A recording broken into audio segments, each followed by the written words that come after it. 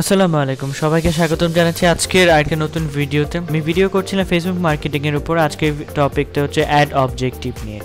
তো add objective দেখানোর আগে আমি প্রথমে দেখাতে চাই ফেসবুক অ্যাড ম্যানেজার। প্রত্যেকটা ফেসবুক অ্যাকাউন্টের সাথে ফেসবুক বাই ডিফল্ট একটা অ্যাড অ্যাকাউন্ট দিয়ে দেয়, যেটা আপনাকে অ্যাক্টিভ করতে হবে অথবা পেমেন্ট গেটওয়ে অ্যাড করে অ্যাক্টিভ করতে হবে। তো পেমেন্ট গেটওয়ে মেটারে যখন আসে আমাদের বাংলাদেশ থেকে সবগুলো ব্যাংকে ক্রেডিট কার্ড অথবা ডুয়েল কারেন্সি যে কার্ডগুলোতে সেগুলো ইউজ করে আপনি ফেসবুকে মার্কেটিং বা ফেসবুকে আপনি অ্যাডভার্টাইজ রান করতে পারবেন। ফেসবুক অ্যাডভার্টাইজের ক্ষেত্রে সবথেকে বড় প্রতিবন্ধকতা হয় যেটা আমাদের বাংলাদেশের ক্ষেত্রে পেমেন্ট গেটওয়ে নিয়ে। আমরা পেপ্যাল ইউজ করতে পারি না অথবা আমাদের ডুয়েল কারেন্সি কার্ড নিয়ে অনেক হ্যাসেল যায়।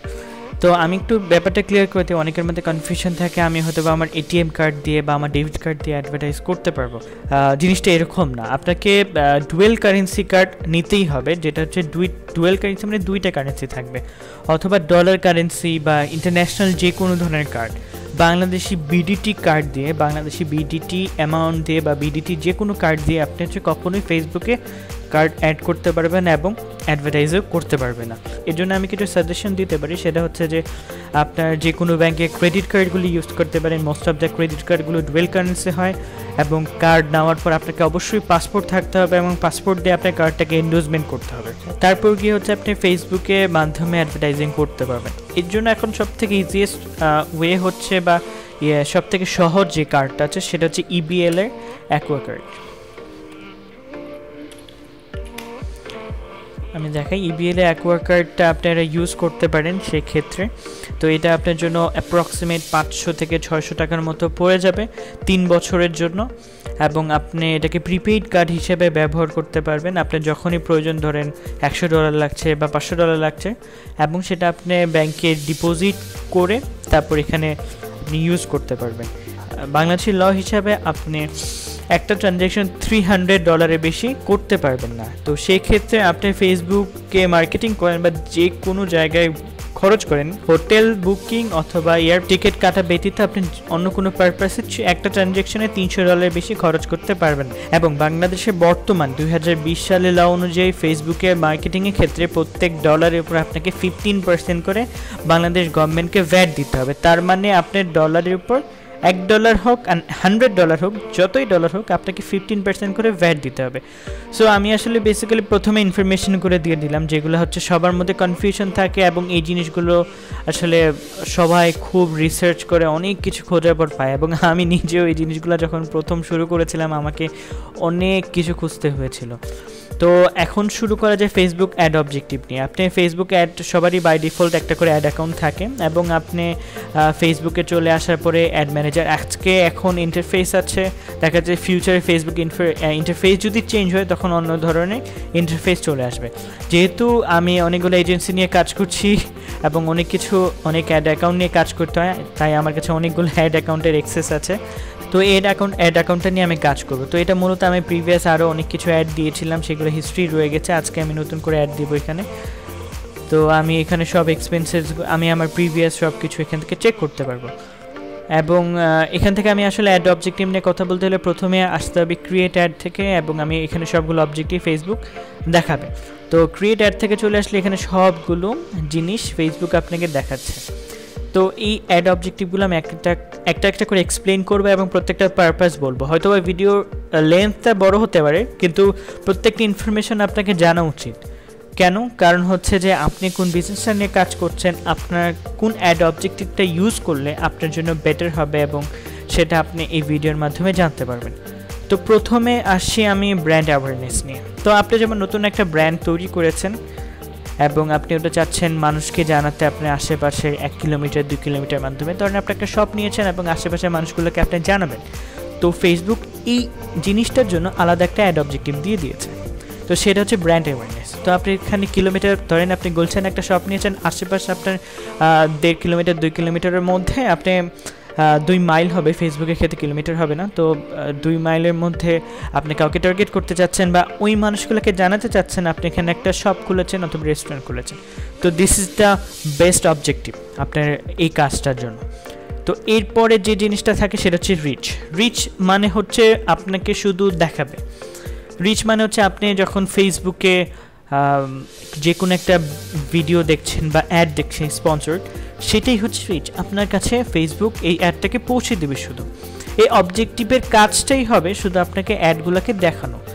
তো এটার মধ্যে কোনো কিছু কনভার্সন যাবে না, কোনো এঙ্গেজমেন্ট ফেসবুক যাবে না, মানে এই অবজেক্টিভটার মূল উদ্দেশ্য। এবং আপনি এটা দিয়ে যদি কোনো একটা পোস্ট করেছেন বা কোনো একটা ভিডিও করেছেন বা কোনো একটা অফার লঞ্চ করেছেন, আপনি এটাকে শুধু মানুষকে দেখাতে চান, তো এই রিচ অ্যাড অবজেক্টিভটা সেক্ষেত্রে আপনি ব্যবহার করবেন। এরপরের অ্যাড অবজেক্টিভটা হচ্ছে ট্রাফিক। তো ট্রাফিক অ্যাডটা আসলে খুবই কার্যকরী একটা অ্যাড অবজেক্টিভ আমাদের ফেসবুক মার্কেটিংয়ের ক্ষেত্রে। তো ট্রাফিক অ্যাডটা মূলত আমি ব্যবহার করি বা পার্সোনালি সব মার্কেটাররাই ব্যবহার করে ফেসবুক মার্কেটিংয়ের মাধ্যমে আপনি ওয়েবসাইটে অডিয়েন্সকে আনার জন্য।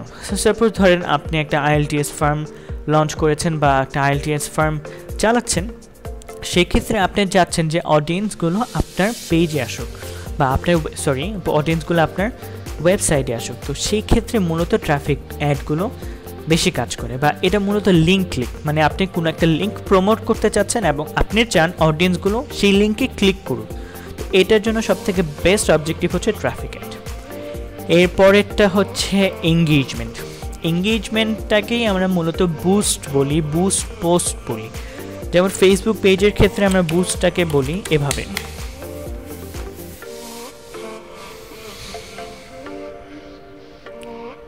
ফেসবুক পেজের ক্ষেত্রে আমরা বুস্টটাকে কিভাবে বলি, আমরা যখন একটা পেজে ঢুকেছি, এই যে বুস্ট পোস্ট, তো আমরা আসলে অনেকে এই জিনিসটা বেশি ইউজ করি, বুস্ট করে দেন। তো এটা হচ্ছে বুস্ট পোস্টের জিনিস। এখান থেকে ক্লিক করলে এখান থেকে আপনি বুস্ট করতে পারবেন আপনার। এটা হচ্ছে সিম্পলি, মানে আপনার হচ্ছে অত কমপ্লিকেটেড টার্গেটিং করবেন না, অত অ্যাডভান্স কিছু করবেন না, আপনি নর্মালি করতে চান, সেক্ষেত্রে বুস্টটা ইউজ করেন নর্মালি। কিন্তু সেম জিনিসটাই হচ্ছে এঙ্গেজমেন্টটাকে তারা এখানে বুস্ট পোস্ট বলেছে। তো আপনারা যারা প্রফেশনালি মার্কেটিং করতে চান বা প্রফেশনাল লেভেলে কাজ করতে চান, সেক্ষেত্রে বুস্ট পোস্টটাকে অ্যাভয়েড আমার মনে হয় ঠিক। কারণ আমি কখনো বুস্ট পোস্ট করে আমি আমার পছন্দ মতো অডিয়েন্স সিলেক্ট করতে পারিনি, টার্গেটিং করতে পারিনি, অ্যাড অবজেক্টিভগুলোকে মানে অ্যাডের জিনিসগুলোকে ভালোভাবে ইউটিলাইজ করতে পারিনি। আমার কাছে সবসময় এটাকে আনইজি লাগে এবং এটাতে আমি কখনো আমি বলবো না এটা খারাপ, এটা অবশ্যই ভালো, ফেসবুক যেহেতু দিয়েছে কোনো না কোনো কাজে লাগে, বাট আমি কখনো এটাকে ইউজ করি নাই বা আমি আমার মার্কেটিংয়ের ক্ষেত্রে কখনো এটা কাজে লাগাইনি। তো সব থেকে ভালো হয় আপনি এঙ্গেজমেন্টের থেকেই অ্যাড দিতে পারবেন, এঙ্গেজমেন্টও সেম কাজে করবে। এঙ্গেজমেন্ট জিনিসটা কি আসলে সেটা বলি। এঙ্গেজমেন্ট মানে বিয়ে শাদী না, এঙ্গেজমেন্ট মানে হচ্ছে ফেসবুকে পোস্টের এঙ্গেজমেন্ট। তো আমি যেমন এই পোস্টটাকে আমি রিচ করেছি 1,13,000 মানুষকে রিচ করেছি এবং এঙ্গেজমেন্ট হয়েছে মাত্র 2,031 জন। তো এঙ্গেজমেন্ট সেক্টরে কি পড়ছে, তো এঙ্গেজমেন্টে আমি যদি ক্লিক করি সেক্ষেত্রে তুলে আসবে এঙ্গেজমেন্টগুলো আমি রিচ করেছি। তো এই সবগুলো জিনিসই হচ্ছে এঙ্গেজমেন্ট। যেমন আমার পোস্টে লাইক পড়েছে 94টা, এটাও একটা এঙ্গেজমেন্ট। লাইক কমেন্ট শেয়ার, পোস্টটাতে ক্লিক করেছে, ছবিটা ওপেন করেছে 1,937 জন, ফটোটাকে ভিউ করেছে 236 জন, লিঙ্ক এখানে মনে হয় কোনো একটা লিঙ্ক নাই, তো লিঙ্কে ক্লিক করেছে 59 জন, আদার্স ক্লিক হিসাবে ফেসবুক ধরেছে হচ্ছে 1,615 জন। এই পোস্টটাকে নেগেটিভ ফিডব্যাক, মানে কেউ এখন পর্যন্ত হাইড করে নাই, মানে হাইড অল পোস্ট, মানে এটাকে একজন হাইড করেছে, কেউ রিপোর্ট করে নাই, কেউ আনলাইক পেজ করেনি এটার মাধ্যমে, ঠিক আছে, এখানে ব্রেকডাউন করে দিয়েছে। তো ঠিক সেইমভাবে আরও পোস্টের ক্ষেত্রেও সেম জিনিসটা থাকে।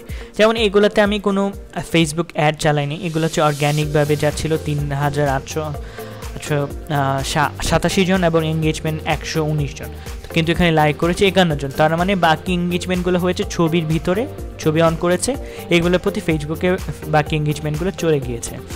যেমন আমি আর একটা অ্যাড দেখাই, যেটা হচ্ছে আমি একটা ভালো দেখে অ্যাড দেখাই যেটাতে বেশি খরচ করেছিলাম আমি।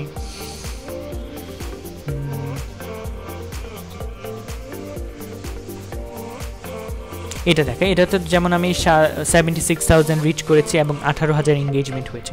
তো এই জায়গায় তারা হচ্ছে ব্রেকডাউন করে দিয়েছে এভরিথিং। তো এঙ্গেজমেন্ট জিনিসটা আমি আশা করি বোঝাতে পেরেছি। এঙ্গেজমেন্ট হচ্ছে ফেসবুক পেজে পোস্টের মধ্যে যে কোনো ধরনের লাইক কমেন্ট শেয়ার যে কোনো অ্যাক্টিভিটিস হোক পোস্টের মধ্যে ঢুকে সেগুলো এঙ্গেজমেন্ট হিসেবে কাউন্ট হয়। তো এঙ্গেজমেন্ট সেক্টরের মধ্যে আরও 3টা অবজেক্টিভ আছে, মানে এঙ্গেজমেন্ট টাইপ আছে 3টা। পেজ লাইক, আমরা যারা পেজকে প্রমোট করে পেজের লাইকগুলোকে ইনক্রিজ করতে চাই, তাদের জন্য আছে পেজ লাইক, ইভেন্ট রেসপন্স, যারা আমরা আসলে ফেসবুক পেজে অনেকগুলো ইভেন্ট লঞ্চ করি, মাঝে মাঝে বিভিন্ন মেলা হচ্ছে, বিভিন্ন ইভেন্ট হচ্ছে, ট্রেনিং হচ্ছে, তো ইভেন্টের রেসপন্সের জন্য, ইভেন্টটাকে প্রমোট করার জন্য স্পেসিফিকলি ফেসবুক ইভেন্ট রেসপন্সের জন্য এই অবজেক্টিভটা দিয়েছে। তো এঙ্গেজমেন্টে যখন কাজ করবে তখন আরও ডিটেলস করবো। অ্যাপ ইনস্টল, অনেকের মোবাইল অ্যাপ থাকে, অনেকের ওয়েবসাইট থাকে, অনেকের মোবাইল অ্যাপ্লিকেশন থাকে, অনেকের গেমস থাকে, যেমন হচ্ছে অনেকের বিভিন্ন ধরনের সফটওয়্যার থাকে। তো সেইগুলো যদি প্রমোট করতে চাই স্পেসিফিকভাবে, তো সেটার জন্য হচ্ছে আপনার অ্যাপ ইনস্টল। তারপর অবজেক্টিভটা হচ্ছে ভিডিও ভিউজের আসলে কাজটা হচ্ছে আমরা যারা ভিডিও লঞ্চ করি, যারা হচ্ছে দেখা যাচ্ছে ফেসবুক পেজে বিভিন্ন ধরনের লাইভ করেছি বা ভিডিও করেছি, সেটা কি স্পেসিফিকলি ভিডিওর জন্যই যে অবজেক্টিভটা রয়েছে সেটা হচ্ছে ভিডিও ভিউজ।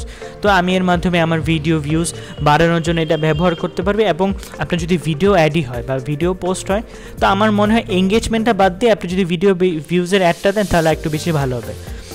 এবং লিড জেনারেশন হচ্ছে আপনার কোনো কাস্টমারের বলেন বা কোনো একটা মেলা হচ্ছে বা কোনো ইভেন্ট হচ্ছে, সেটার জন্য কাস্টমারের কাছে ডেটা কালেক্ট করতে চাচ্ছেন বা ইন্টারেস্টেড পিপলদের ডেটা কালেক্ট করতে চাচ্ছেন, যেমন নাম, ফোন নাম্বার, অ্যাড্রেস, ইমেইল, এইসব জিনিস কালেক্ট করতে যাচ্ছেন, তার জন্য আপনি লিড জেনারেশন অ্যাডটা ব্যবহার করতে পারবেন। এতে আপনি লিড জেনারেশন ক্ষেত্রে ফেসবুকের নিজস্ব ফর্ম ব্যবহার করতে পারবেন, অথবা আপনার যদি নিজস্ব কোনো ওয়েবসাইট থাকে সেখানে কাস্টমারকে নিয়ে লিড জেনারেশনের ক্ষেত্রে কাজ করাতে পারবেন। লিড জেনারেশন সিলেক্ট করলে হচ্ছে কি আপনি এই জিনিসটাকে স্পেসিফিকলি লিড জেনারেশনের জন্য কাজ করবে এবং এটাকে আপনি আরও ভালোভাবে ইউটিলাইজ করতে পারবেন পরবর্তী মার্কেটিংয়ের জন্য, রিমার্কেটিংয়ের জন্য।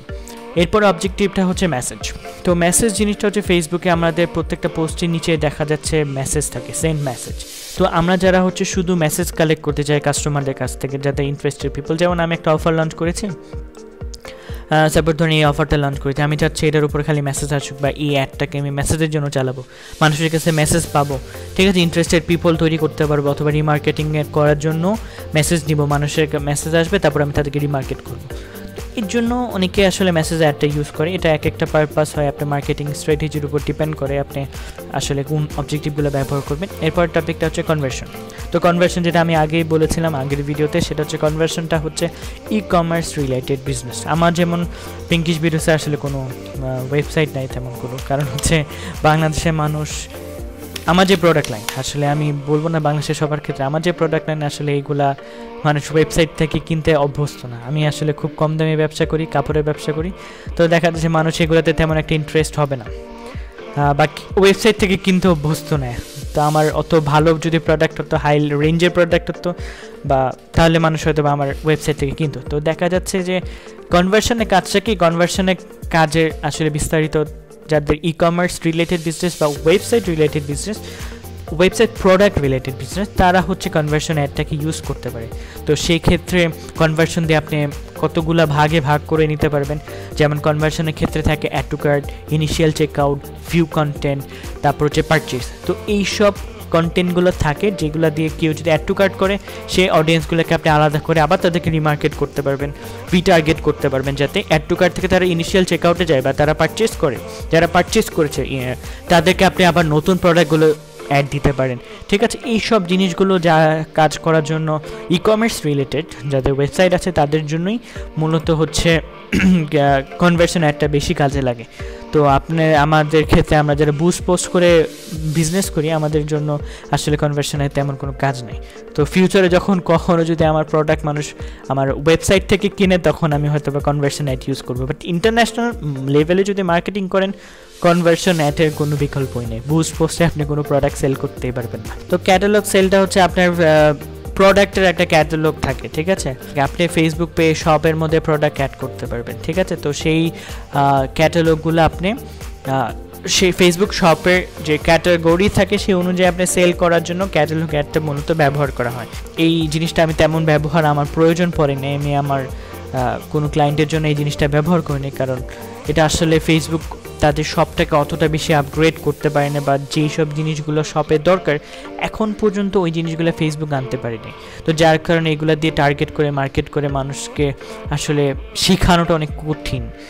মানে বলতেছি যে ফেসবুকে মানুষ এখন যেভাবে অভ্যস্ত কিনে কোনো একটা প্রোডাক্ট পছন্দ হয়েছে, ছবি দিবে, দিয়ে মেসেজ দিবে, অ্যাড্রেস ফোন নাম্বার দেন, কনফার্ম করেন, দ্যাটস ইট। এবং ওয়েবসাইটের ক্ষেত্রে অ্যাড্রেস ফোন নাম্বার দিয়ে কনফার্ম করে। তো ক্যাটালগের ক্ষেত্রে এই জিনিসটা একটু অন্যরকম, এগুলো অভ্যস্ত করতে মানুষকে সময় লাগে। তো স্টোর ট্রাফিকটাও ঠিক সেম জিনিস। আমার যে স্টোর আছে সেই স্টোরে যদি আমি ট্রাফিক বা সে মানুষ আনতে চাই, তার জন্য স্টোর ট্রাফিকটা আমি ব্যবহার করতে পারি। এই অবজেক্টিভগুলো নিয়ে আমি চেষ্টা করেছি নর্মাল কিছু বেসিক ধারণা দিতে। যখন এগুলো নিয়ে কাজ করব, প্রত্যেকটা জিনিসের উপর আলাদা আলাদা ভিডিও করার আমি চেষ্টা করব। আশা করি ভিডিওটা ভালো লেগেছে। ভিডিওটা একটু লম্বা হয়েছে, এর জন্য এক্সট্রিমলি সরি, কিন্তু আমি চেষ্টা করেছি যতটুকু ইনফরমেশন দিয়ে ভিডিওটা করা যায়। তো পরবর্তী ভিডিওর জন্য আশা করি আমার চ্যানেলটা সাবস্ক্রাইব করবেন এবং বেল আইকনটা ক্লিক করে রাখবেন, যাতে পরবর্তী ভিডিও আপলোড করার সাথে সাথে আপনারা নোটিফিকেশন পেয়ে যান। আসসালামু আলাইকুম।